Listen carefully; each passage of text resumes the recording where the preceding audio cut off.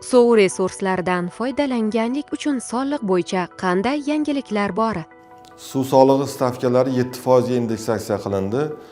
Bundan tashqari 2027-yildan boshlab sug'oriladigan yerlar lazer yordamida tekislanmagan bo'lsa, oshiruvchi koeffitsient qo'llash imkoniyati yaratilmoqda. Bu suvdan oqilona va tejamkor foydalanishni rag'batlantiradi. Aksiz solig'i sohasidagi o'zgarishlar aholiga qanday ta'sir ko'rsatadi?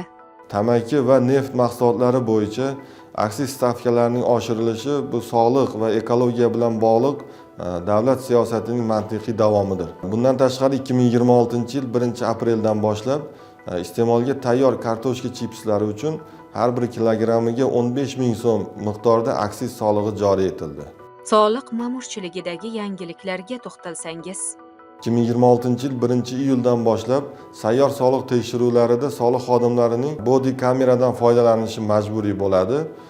Bu inson omili va nizoli holatlarni kamaytirishga xizmat qiladi. Kameral tekshiruvlarda esa soliq to'lovchi taqdim etgan qo'shimcha hujjatlarni soliq organi tomonidan ko'rib chiqishi majburiy etib belgilandi.